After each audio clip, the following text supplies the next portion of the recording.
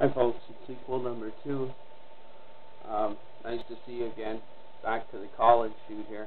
College Physicians and Surgeons of Ontario, just exposing their corruption and mistruths. So once again, this is their website. But today I'm going to start getting into more interesting details. As we covered before, during an investigation, which a doctor locally is under investigation right now, and I'm one of the clients, says they have over 150 days to try to have the committee consider the complaint. And if they don't accommodate you within that time, well then, too bad for you, so to speak. It is a secret society, as I'm about to prove today. It's alarming about the truth that's about to come out, but bear with me here. As you can see, if we go down to the Ombudsman's website, down at the bottom right here, if you see me clicking away, you can go to About Us, and through their website you can also access who they have, who they oversee. So if you go under to who they oversee, it'll take a minute to load there, but as you can see, they don't oversee the College of Physicians and Surgeons, and they also don't oversee the Law Society, which I already talked about their corruption. Here's who they do oversee. So as you can see under C, there's no College of Physicians and Surgeons. There's a compensation board, College of Dentists, trades and all that, but none of that. College of Physicians and Surgeons, of course, not a secret society. Then if you go down to the Law Society, there's also no Law Society in here. So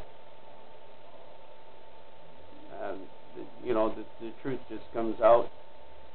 Why would they care? There is a local lens here. As you can see, there was a huge report done on the investigative report that I mentioned in the last video, if you were watching. And in that investigative report was a lot of corruption, a lot of lies, a lot of backroom deals, which are very secretive, not good, done in bank lineups, done walking the parks and dogs in parks, and just a whole lot of corruption involved in that report. I have the final report in my document in my room, but here's something I thought that I would point out as I move on to this next little video clip that I'm going to show you. I think enough said and done with that one. Now, I want to let you all know one thing too, and I have a dream, and this is what a prescription looks like. You know, we've all seen one, and my dream is this: is one day that soon and up and coming will the legislation pass that doctors must fill out a prescription for 1 to 3 years for the patients, and imagine what that would do to their waiting rooms. They'd become empty in a hurry, and then no one would have to worry about finding a doctor, because the doctors would not have an access with customers. And since they don't have to listen to their Hippocratic oath any longer, since there is no government jurisdiction over these, the bully ones that do no good, believe me, they're only about 1%, but they're out there. And no, wait, there's a lot of abortion doctors too that do a lot of corrupt practices. I'll be touching in on that too. But anyway, here, if you go to the history of, I poked in something channeling here, and this is a little presentation on Osgood Hall, and this is what the lady has to say here.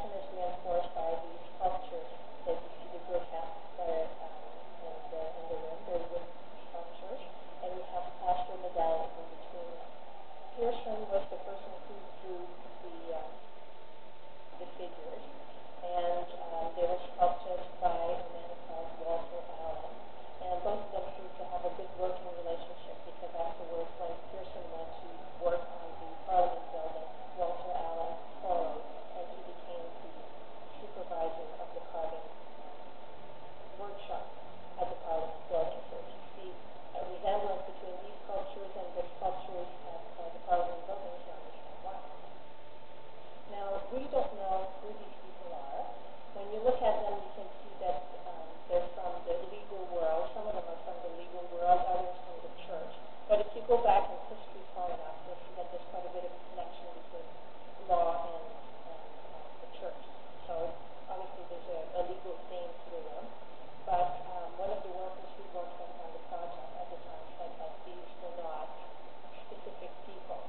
And even if there were, all the evidence of that has been destroyed when the offices of the architects burned down in 1941. So all the drawings and files and all that, they're all gone.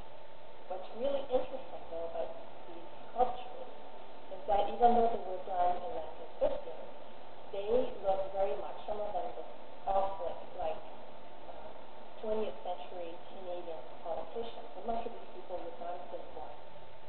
And when you go through the room, you'll see that there's a Mike Harris. Then the next one is Tim Campbell. Then there's a John Nathan Baker. Even eyebrows are very accurate. Then if you know about Quebec politics, it's Paul Ryan. The next one is Ed Broadbent. Then we have Wilfrid Laurier.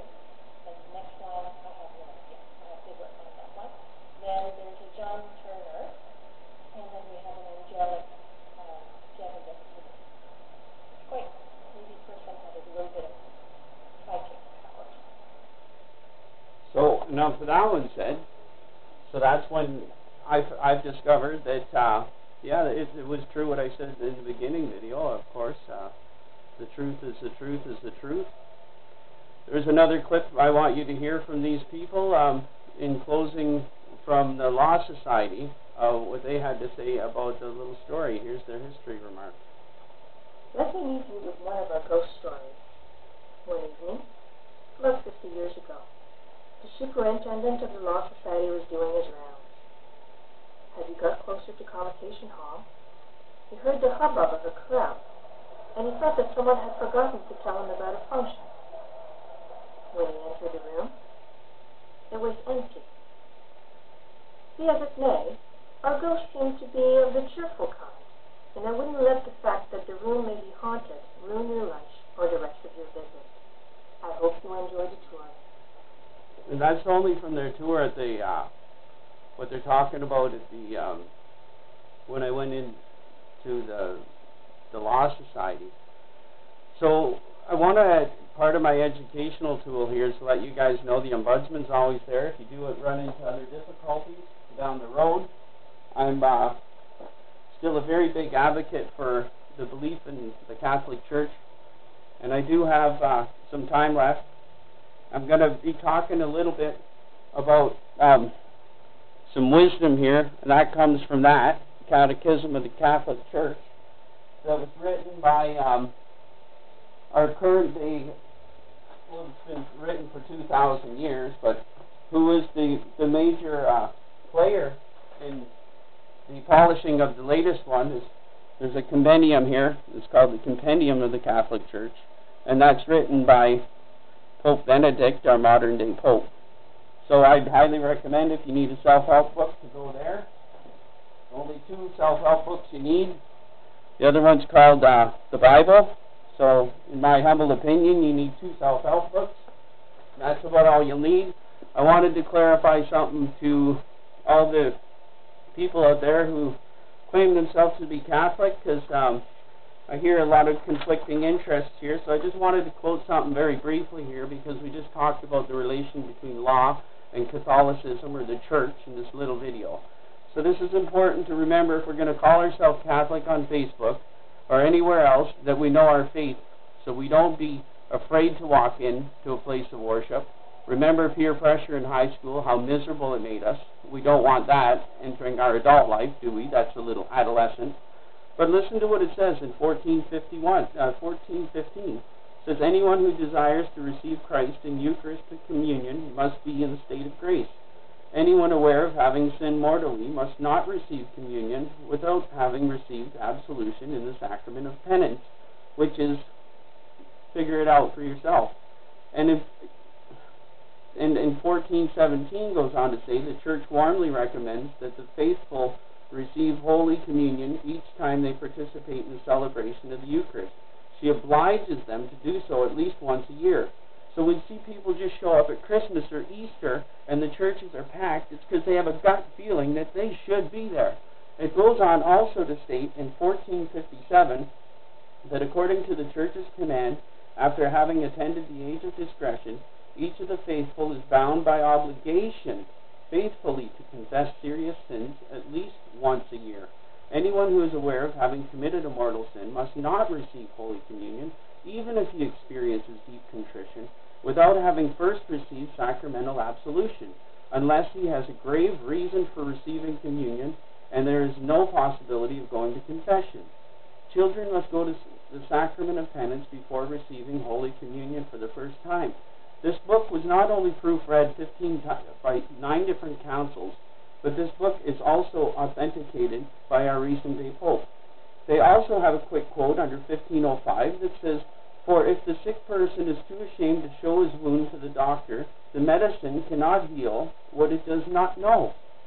So my job, obliged as a Catholic, is to let people know and to educate the ignorant.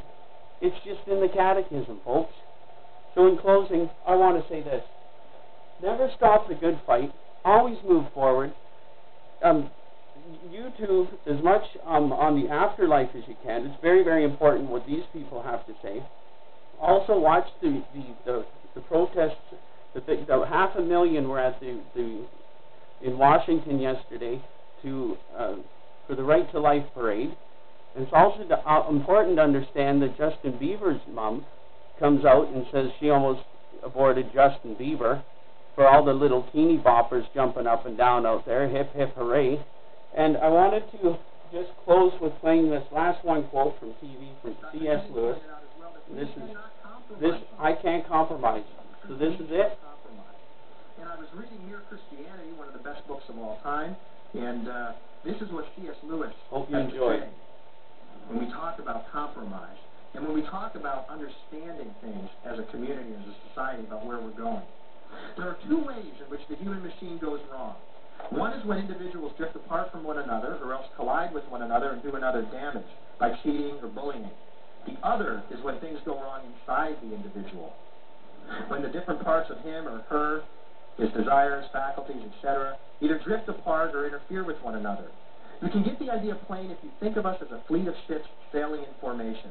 The voyage will be a successful one only if in the first place the ships do not collide and get in another's way, and secondly, if each ship is seaworthy and has its engines in good working order.